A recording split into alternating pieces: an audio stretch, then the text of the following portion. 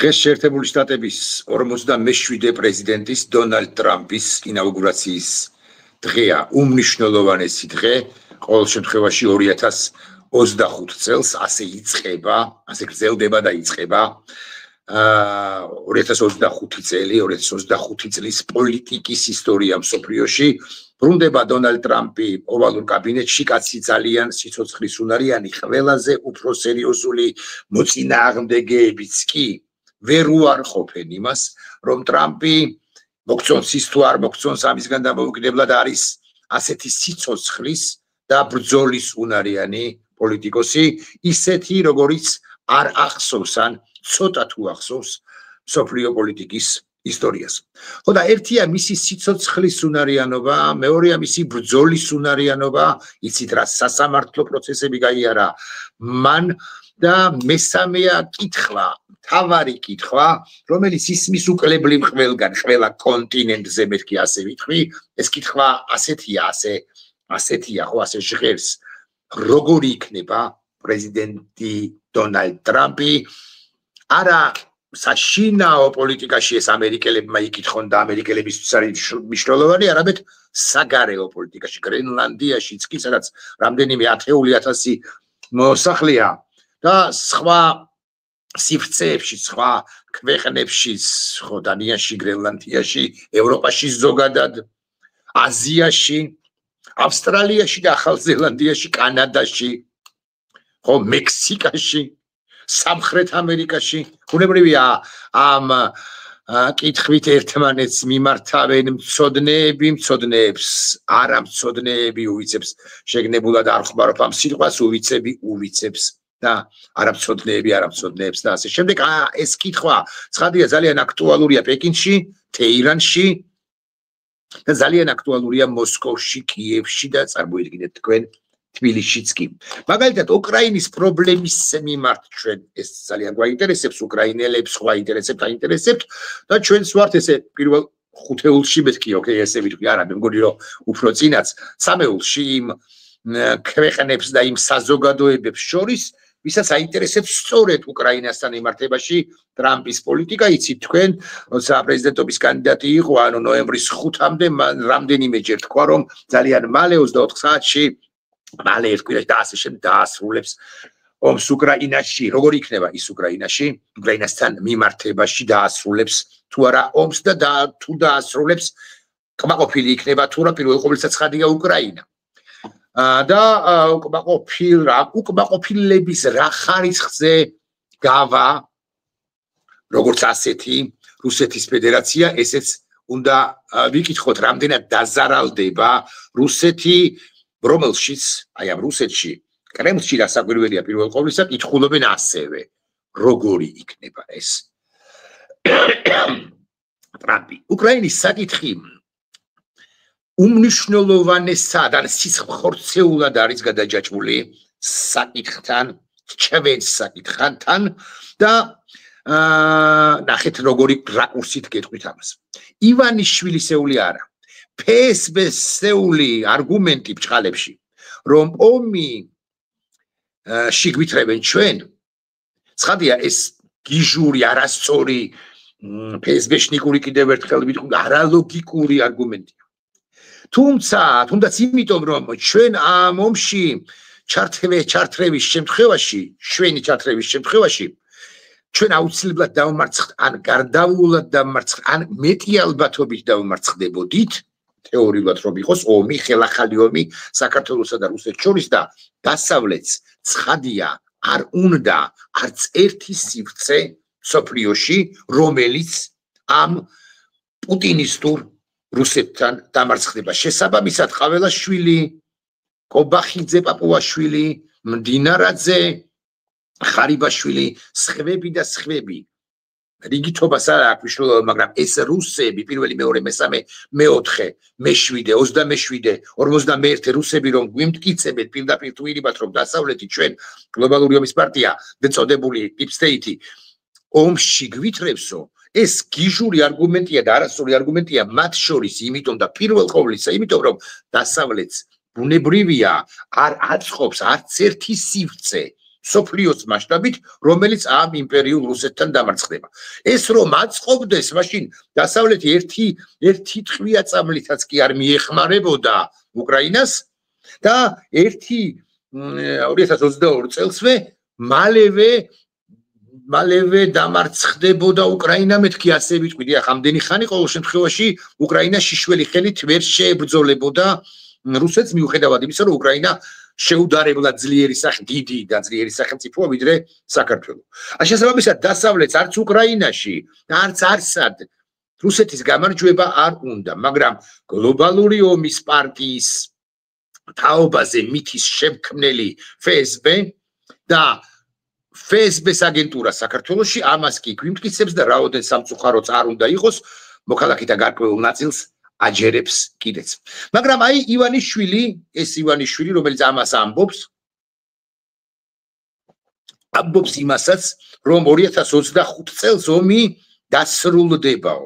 სხვათა შორის ივანიშვილი როცა ამას ამბობს და ტრამპზე დებს ფსონს, ივანიშვილს მიაჩნია და სიგიჟია რასაკვირველია, რომ აი ამ დასრულებაში ის გულისხმობს ომის დასრულებას რუსეთის სასარგებლოდ და გადანაწილდება მსოფლიო და მე უკვე ჩვენ ახალი ფურცლიდან დავიწყებთ ურთიერთობას დასავლეთთან. ოღონდ თუ მსოფლიო მართლა გადანაწილდება, ესეც ვთქვათ.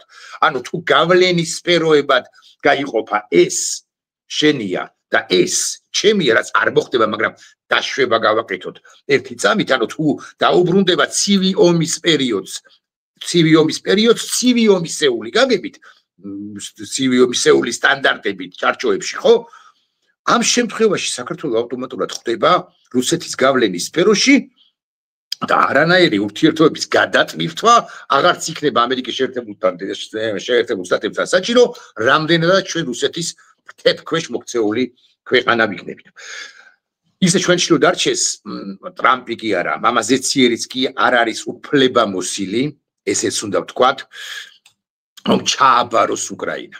ვერც საქართველოს ვერ ჩააბარებს ტრამპი და ვერც მამაზეციერიც კი ქართველი ხალხის ხასუსვამ, ქართველი ხალხის ჩვენ შემთხვევაში და იმ შემთხვევაში უკრაინელი ხალხისა და უკრაინის ხელისუფლების ნების გარეშე.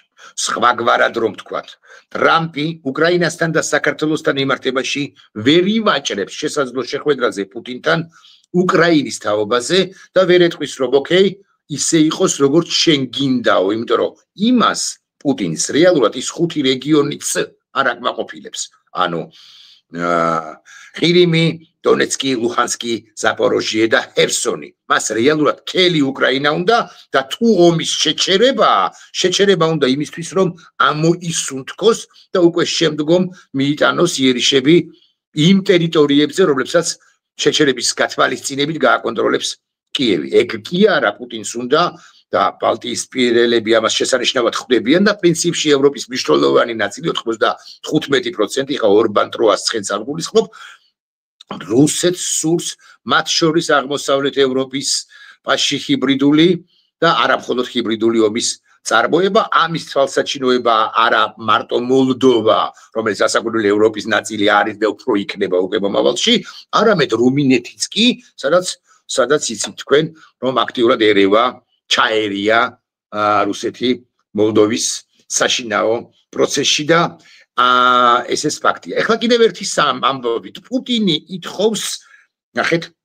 პუტინი ითხოვს შეერთებული შტატებისა და რუსეთის ლიდერების, ანუ მისი და ტრამპის ორმხრივ შეხვედრას. ზელენსკი ამ შეხვედრაზე პუტინისეული ლოგიკით არ უნდა მონაწილეობდეს, იმიტომ რომ ზელენსკი ხო თუ პუტინი ასე ამბობს მარიონეტია. ანუ პუტინი ითხოვს, თუ იქ სამთა ფორმატი იყო, მოდი ესე ვიტყვი, იალტა 2-ს ან პოცდამი 2-ს, ესე ვიტყვი. ცხადია და უკრაინის თაობაზე. ცხადია ამგვარი შეხვედრა იალტა 2 თუ პოცდამი 2 ტრამპი პუტინის ამ თემატიკაზე და სხვა თემატიკაზე აბარაზე უნდა შეხვდნენ მეორე მხრივ, ხო? ვერ გაიმართება. ანუ ზელენსკის მონაწილეობის გარეშე, მაგრამ ერთ წამს წარმოვიდგინოთ, დაგუშვათ,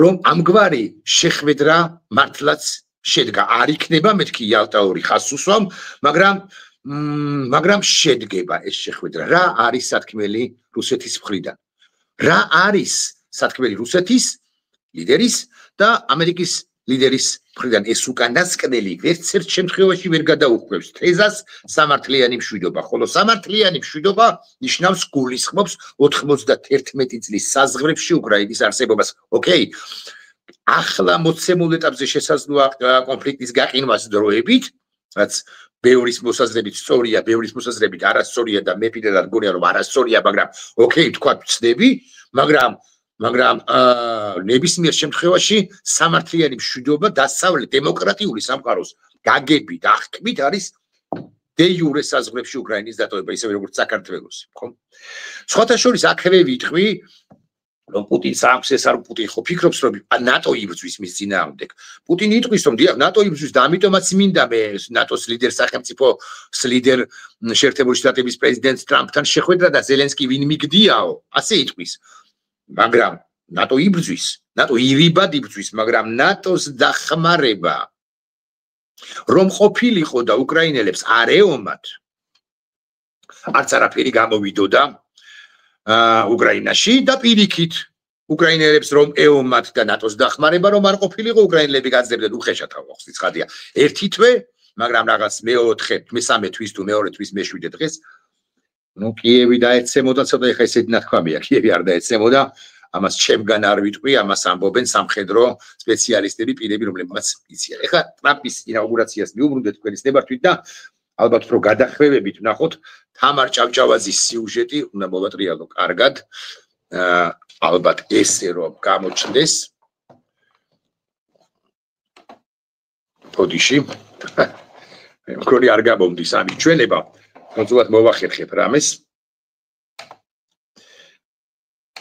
ინაუგურაციის ცერემონიისთვის ემზადება დედაქალაქის მთავარი გამზირი კაპიტოლიუმი და თეთრ სახლამდე გადაკეტილია მიუხედავად იმისა რომ ახალი პრეზიდენტის ფიცის დადების ცერემონია არ აღიაცის ქვეშ კაპიტოლიუმის კიბერთან არამედ კონგრესის შენობაში გუმბათოვან ტრამპმა გადაწყვიტა ეს როტონდაში გაიმართება გადაწყვეტილება ფიცის დადების ცერემონიის შენობაში დაკავშირებით პირადად დონალდ ტრამპმა მიიღო და მიზეზად ძლიერი ყინვა დაასახელა ზუსტად როტონდაში დადო ფიცი 40 წლის წინ რონალდ რეიგანმაც რაც შეეხება ინაუგურაციის განრიგს ტრადიციულად დღე იწყება დილის 9 საათზე დონალდ ტრამპი ლაფაიეტის მოედანზე წმინდა იოანეს სახელობის ეკლესიაში ღვთისმსახურებას დაესწრება შემდეგ მეუღლესთან ერთად მივა თეთრ სახლში სადაც არჩეულ პრეზიდენტს ჯო ბაიდენი დახვდება და ჩაით გაუმასპინძლდება შემდეგ კი პრეზიდენტები კაპიტოლიუმში საპრეზიდენტო ლიმუზინით მივლენ ცნობილია რომ როტონდას დარბაზში დონალდ ტრამპი ფიცს დადებს ორ ბიბლიაზე ერთი მისი პირადი ბიბლია გავაჩერებ თქვენის ნებართვით რომ შესაძლოა ეფექტური სულაც არ არის დიახ როტონდას დარბაზში ორ ბიბლიაზე დადებს პრეზიდენტი ტრამპი ფიცს ეს არის მისი ერთ-ერთი ბიბლია არის უშუალოდ მისი ბიბლია საკუთრებაში არსებული ბიბლია ასე უნდა ვთქვა და აქვე ვიტყვი რომ ჩაით გაუმასპინძლებაო თამარის ამბობს პრეზიდენტი ბაიდენი პრეზიდენტ ტრამპს და რაც ძალიან მნიშვნელოვანია უჯრაში თამარის ამბობს ამ ჩარტვაში აუტოებს წერილს აი ნახეთ როგორი ქვეყანაა ტრამპი აგინებს ამ ბაიდენს ამბობს რომ ეს იყო ყველაზე სამარცხვინო 4 წელიწადი შეერთებული შტატების ისტორიაში მაგრამ როგორი ქვეყანაა ნახეთ ხო როგორი ქვეყანაა რომ მიუხედავად ამ ყველაფრისა წერილს უტოვებს წინა პრეზიდენტი მომავალ პრეზიდენტს წერილს კითხულობს მაგალითად ტრამპმა დაუტოვა ბაიდენს და წერილი 2020 წელს და იმ წერილში რამდენადაც მახსოვს ეწერა ესე მე ვებსახურებოდი შეერთებულ შტატებს შესაძლოა სხვა რამეც ეწერა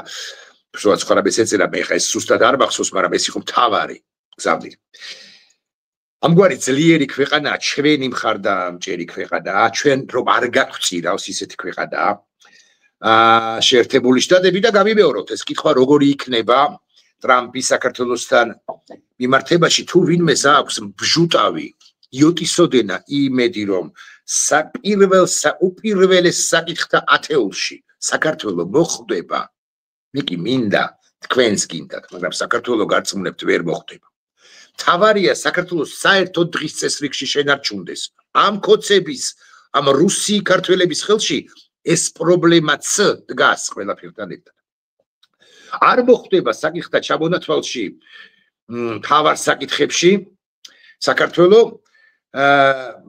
თუ მიუხედავად იმისა, რომ ჩვენი საკითხის ამომწევები საკმაოდ არიან ადმინისტრაციაშიც იქნებიან, კონგრესსა და სენატში არიან. აი, სენატორი რიში, შაჰინი, კონგრესმენი ვილსონი, სხვები და სხვები, არა მხოლოდ ვილსონი, რომელიც ყველაზე პოპულარულია ახლა, ხო? მისი ქუჩა დავაარსოთო, ერთ-ერთ ქუჩას დავარქვათო, მოსკოვის პროსპექტს დავარქვათო, ბევრისგან გამიგონია. სხვადასხვა ამ თვალსაზრისით ძალიან საინტერესო ნაბიჯები გადადგეს განსაკუთრებით ფედერალისტებმა. აი, იმ ფედერალისტებმა რომლებიც რამდენიმე ხნის წინ სხვა პარტიას წარმოადგენდნენ, ბოკერია ჩერგოლიაშვილს გულისხმობ და ამ შეხვედრის ხო ნაბიჯი გადადგეს და ერთ-ერთი შეხვედრა ჰქონდათ კონგრესის სპიკერ ჯონსონთან.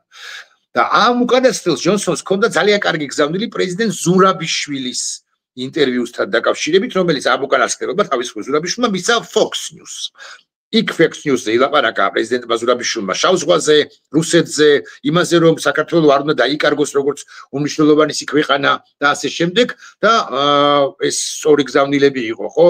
ირანსა და ჩინეთზე, ამაზეც ვიტყვი ორ სიტყვას და ასე შემდეგ. აი ჯონსონმა ბოკერიას და შერგოლიაშვილს თუ არ ვწდები, იან არ ვწდები, უთხრა რომ great job-ო, ძალიან მაგრა იმუშავაო პრეზიდენტმა ზურაბიშვილმა Fox-ზეო. Great job-ო, Fox-თან Fox-ში მიცემულ, Fox-ისთვის მიცემულ ინტერვიუს უწოდა ჯონსონმა ეს ძალიან კარგია ამგვარი შეხვედრების ინტენსიფიკაცია, იმიტომ რომ ვაშინგტონი მუდმივად უნდა იყოს საქმის კურსში. ამ ყველაფერს ცხადი ოცნება ვერ გაიგებს მეორეს მხრივ, შესაბამისად ჩემი ადრესატი არ არის ოცნება, არ არის და ვერც იქნება.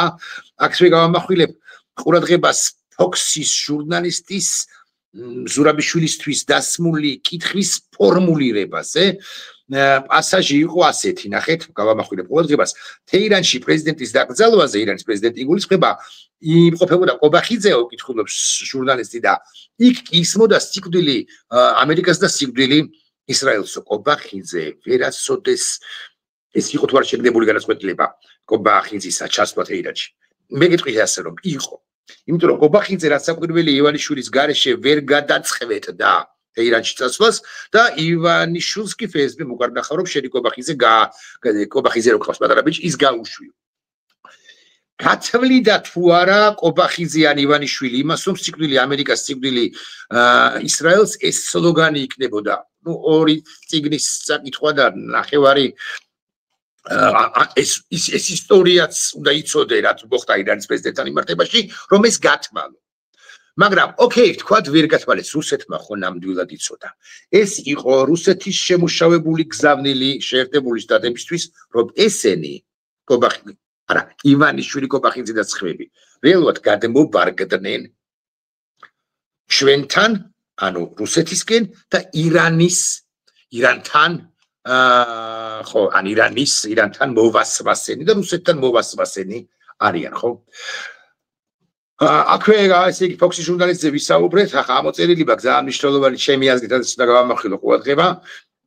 ეს ვაშინგტონთან ურთიერთობის ინტენსიფიკაცია არის აუცილებელი, მაგრამ მეორეს მხრივ პოლიტიკოსთა ნაწილს დაუსახელებლად მივმართავ, ხო, გულისხმობ და მივმართავ. არ არის ხა ჩემი სტილი, რომ მაინც და მაინც ახლა გავაკრიტიკო ოპოზიციის წარმომადგენლები. მაგრამ ცხენის წინ მორბენალი კევიცებიც არ უნდა ვიყოთ. იმიტომ რომ ხელი შეგჭამს. თავარი ვიოლინო ჩემი მოსაზრებით და ობიექტურადაც არის პრეზიდენტი ზურაბიშვილი. შესაბამისად ისი არ უნდა გამოვიდეს და ყველა სიტყვას ვზომავ ახლა დაუსახელებლად რომ როდესაც ესეთი მნიშვნელოვანი ამბებია, ღონისძიებებია, შეხვედრებია და ასე შემდეგ ამოწეული იყოს რომელიმე ერთი სხვა პირი ან პირები ან ჯგუფი და პრეზიდენტი ზურაბიშვილის თითქოს უკან ჩაწევა ხდებოდეს. მე აღარ გავხურდები ამ თემაზე, რამგები გაიგებს, ყველა მიხვდება, რასაც ბევრი მიხვდება, რასაც გულისხმობ, არ არის ეს მაინც და მაინც კრიტიკა, მით უფრო დესტრუქციული კრიტიკა, უბრალოდ ხალხო ჩვენ თუ ერთ ფერხულში ვართ, ხო? უნდა ვიცოდეთ ჩვენი ადგილი ჯანსაღი კონოტაციით. აქვე მინდა გავიხსენო ფედერალისტების ლიდერი ვახსენ ერთხელ და გიგა ბოკერია. მისი გზავნილი არის სწორი ჩემი აზრით, აი მას კი ვასახელებ.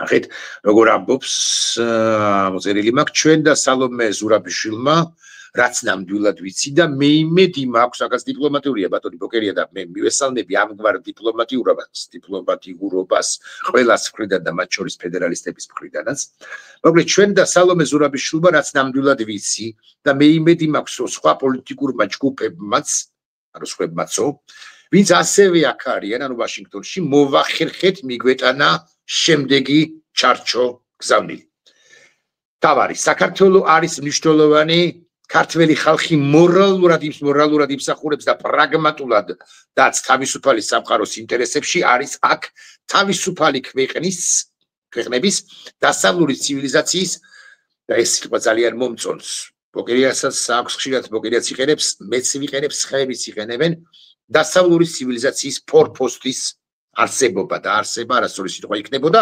არსებობა იმ დრო დაარსებული ფორპოსტი არის ჩვენი სახით და ეს მოსიტყვა მომწონს აქ გითხარით და მისი დასავლური უსაფრთხოების კოლგის ქვეშ ყოფნა დიახ ეს არის ძალიან მნიშვნელოვანი თუმცა ძალიან საინტერესო ამაზე ოდესმე გავაკეთებ უახლოეს მომავალში ვიდეო ბლოგს თუ ნატო ვერ გამოდის და არ უახლოეს ხანებში უკრაინის კონტექსტის რუსეთ-უკრაინის შეთანხმების წერტილებთან დაკავშირებით ჩვენ უნდა ვეძებოთ ორმხრივი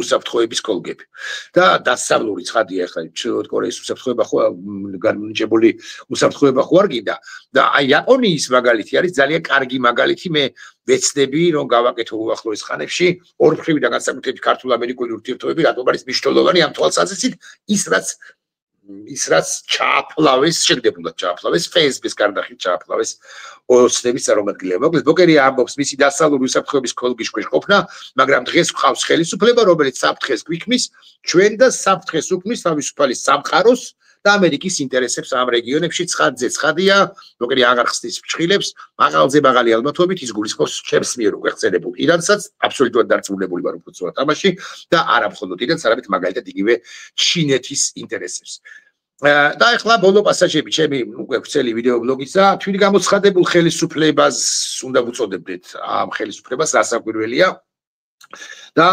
ამ თვით გამოცხადებულ ხელისუფლებას რასაკვირველია ერხება ოღონდ არა მხოლოდ ამ ხელისუფლებას და ამ ხელისუფლების წევრებს 99 დეპუტატს 12 მინისტრს რაღაც 24 პირობითად მინისტრის მოადგილეს და სხვებს არა და არაფორმალ მმართველებს და ბიზნესად წოდებული ბანდების ლიდერებს რომლებიც ემსახურებიან ამ ხელისუფლებად წოდებულ ბანდას ხო მოსამართლეებს ასევე და ნუ ამის არა ბევრს ერხება მაგრამ არა მხოლოდ მათ და არა მხოლოდ ივანიშვილებს რასაკვირველია ივანიშვილებს პირველ ყოვლისა ოღონდ ყველაზე გვიან მეთქი ესე ვიტყვი ან ოპტიმალურად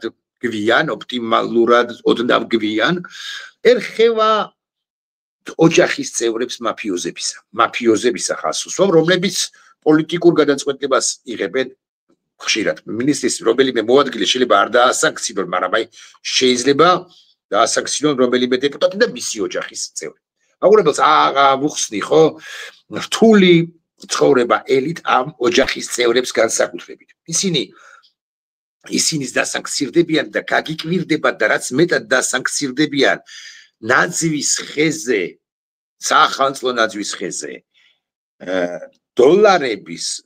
დოლარი გახრიტა ნემსით გაუყარა ძაფი და ჩამოკიდა ნაძვის ხეზე დოლარების ჩამოკიდელები ხო ოჯახის წევრები რაც უფრო მეტად მოუჭერთ მარყუჟები მით უფრო გადაფსიხდებიან ისინი და ეს მათი გადაფსიხებაც გადასატანი გვაქვს რას ნიშნავს მათ დაერხევათ ან მათ მარყუჟი მოეჭირებათ კისერზე და ასე შემდეგ ვეღარ ივლიან მე ხარ ვიგულისხმე ანუკი არაშიც მაგრამ მარტო ანუკიზეც არ არის კოლექტიურ ანუკიზია საუბარი ხო აი ამ მესჩანურ დოლარებზე გადაფსიხებულ კარგ ყოფაზე კომოს ტბაზე სიარულებზე გადაფსიხებულ და თავი ყველაზე მაღლა ან უკეთესები ან დამსახურებულად უკეთესები რომ გქონიათ მათზეა საუბარი ხო ისინი გადაფსიხდებიან მით უფრო მაშინ როცა კუთხეში იქნებიან მომწყდეულები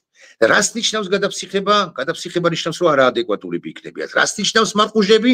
მარყუჟები ნიშნავს იმას, რომ ისინი როგორც მათ შეეზღუდებათ როგორც ფინანსური რესურსები, ისე მაგალითად სამგზავრო რესურსები, ანუ კი ზე რომ ვილაპარაკოთ კონკრეტულად აი ამ დეფილეებზე, ანუ კი ან ვერ, ან ძნელად თუ ივლისი. გავრცელებული ინფორმაცია, რომ პარიზის აეროპორტიდან დეპორტი გაუკეთეს, ანუ კი არის მე ვერ ვადასტურებ ამას, თუმცა ვერც უარყოფ, არ ვიცი, თუმცა გაგაცნობთ, იმიტომ რომ მაღალი საზოგადოებრივი ინტერესი ცხადია ამგვარი ამბების მიმართ არის, ისევე როგორც ერთ-ერთი სიპია თუ არ ვწდები, ერთ-ერთი მარეგულირებელი კომისიის თავმჯდომარეს და მის მეუღლეს, თუმცაც უთხრეს რომ აბა ეხა აქედან წადითო, სხვა სიყვარო არ ვიხმარო.